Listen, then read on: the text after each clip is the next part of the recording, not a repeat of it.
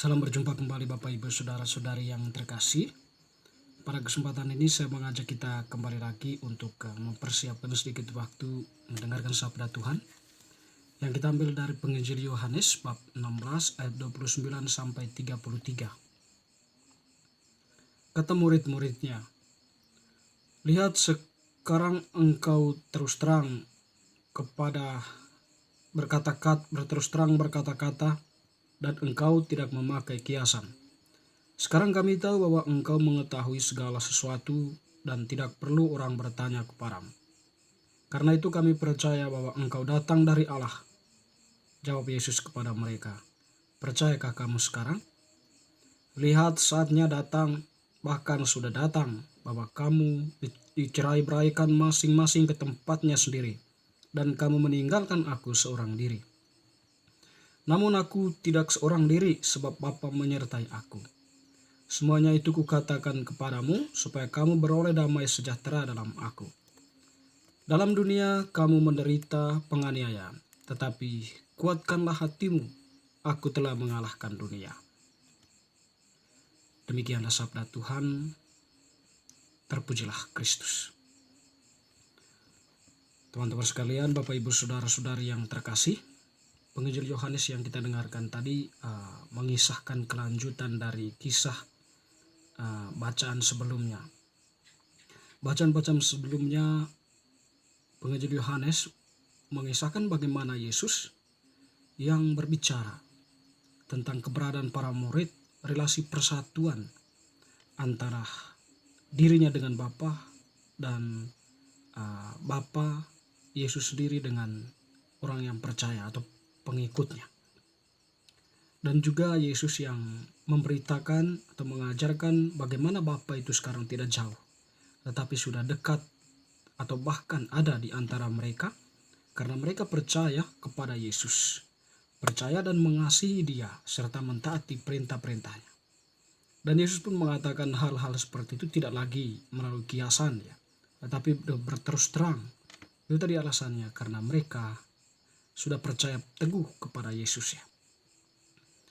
Dan teman-teman saudara-saudari, pada kesempatan ini bagaimana kemudian para rasul ya setelah mendengarkan, atau para pengikut Yesus itu setelah mendengarkan pernyataan-pernyataan Yesus, mereka pun berbicara.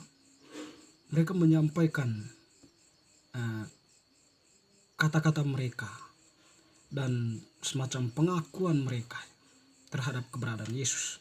Mereka mengatakan, "Lihat, sekarang engkau terus terang berkata-kata dan engkau tidak memakai kiasan. Sekarang kami tahu bahwa engkau mengetahui segala sesuatu dan tidak perlu orang bertanya kepadamu. Karena itu kami percaya bahwa engkau datang dari Allah." Nah, itu ungkapan kepercayaan dari para pengikutnya, para rasul, berdasarkan pengalaman-pengalaman mereka bersama Yesus. Yesus yang mengajarkan tentang kebenaran, yang bertindak atas kebenaran, mengasihi semua orang, melakukan banyak mujizat, mengasihi semua orang-orang yang dalam pandangan sosial dianggap sebagai kutukan, dijauhkan, disingkirkan, orang-orang kusta itu ya. Tapi bagaimana Yesus kemudian menerima mereka, merangkul mereka, dan memberikan mereka kesembuhan, kekuatan, pengharapan. Dan kepada orang yang sakit, Yesus menyembuhkan. Kepada orang yang mati, Yesus membangkitkan. Kepada orang-orang yang mengalami kerasukan, Yesus melakukan tindakan pengusiran roh jahat. Singkat kata, bahwa semua yang ditunjukkan oleh Yesus itu adalah bukanlah karya manusia biasa, tapi memang Allah yang sudah berkarya di tengah mereka, di tengah manusia. Dan oleh karena itu pengalaman-pengalaman perjumpaan seperti itu ya sekiranya yang meneguhkan para pengikut Yesus, para pendengarnya atau para murid, meneguhkan iman mereka dan mengakui bahwa memang Yesus itu datang dari Allah. Yesus itu adalah Allah, sabda Allah yang menjelma menjadi manusia di dalam rahim Maria. Dan pengakuan itu ya, pengakuan yang tulus dari mereka, bukan pengakuan yang abal-abal, karena mereka mempunyai pengalaman-pengalaman seperti itu. Dan Yesus juga yang memberikan pengakuan kepada mereka bahwa mereka sudah percaya dan mereka sudah berada dalam sebuah ikatan persatuan dengan Bapa dan Yesus sendiri. Bapa ada dalam Yesus, Yesus ada di dalam Bapa, dan Bapa dan Yesus itu ada di dalam para pengikutnya atau para para kudus para muridnya. Dan para pengikutnya itu, para murid, para pendengar Yesus itu adalah milik Yesus yang sekaligus adalah milik Bapa, yang tentunya bahwa di situ mereka sangat mengasihi orang-orang yang percaya kepada Yesus itu. Teman-teman, saudara-saudari, menanggapi lagi apa yang dikatakan tadi, diungkapkan oleh para rasul. Yesus sebenarnya mengatakan suatu tindakan atau antisipasi yang akan terjadi dengan para murid. Yang pertama, para murid itu kemudian lari ya dari Yesus. Ketika Yesus berhadapan dengan pengalaman penderitaan yang luar biasa. Di mana Yesus mengatakan tadi, percayakah kamu sekarang? Lihat akan datang, bahkan sudah datang, bahwa kamu dicerai-beraikan masing-masing ke tempatnya sendiri, dan kamu meninggalkan aku seorang diri. Itu mungkin mengatakan suatu peristiwa penderitaan yang akan dialami Yesus ya, di mana sejauh ini mereka selalu bersama-sama, di mana Yesus berada, di situ juga para rasul berada, tetapi dalam situasi Yesus yang menghadapi penderitaan, situasi berada dalam pengalaman pengalaman terendah dalam hidup itu, para murid tidak semuanya menyertai Yesus.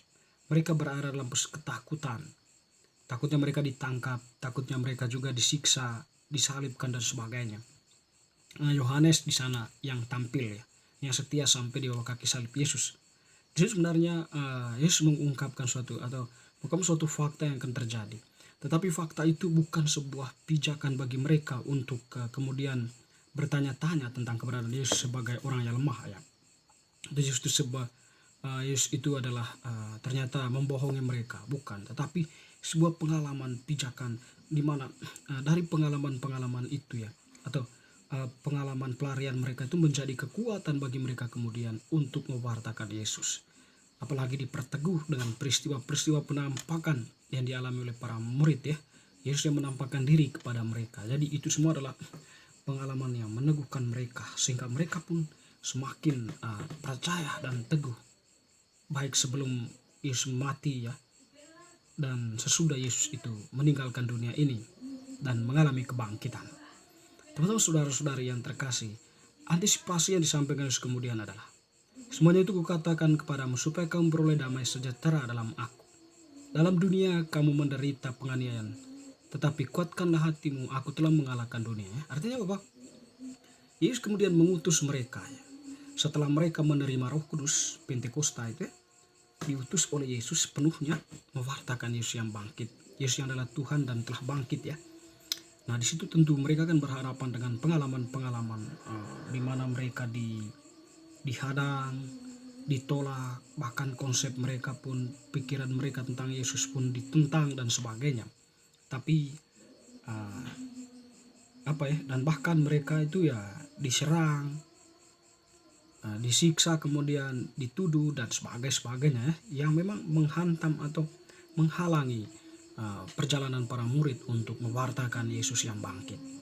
Tapi Yesus mengatakan dengan sebuah peneguhan, jangan takut, kuatkanlah hatimu, aku telah mengalahkan dunia.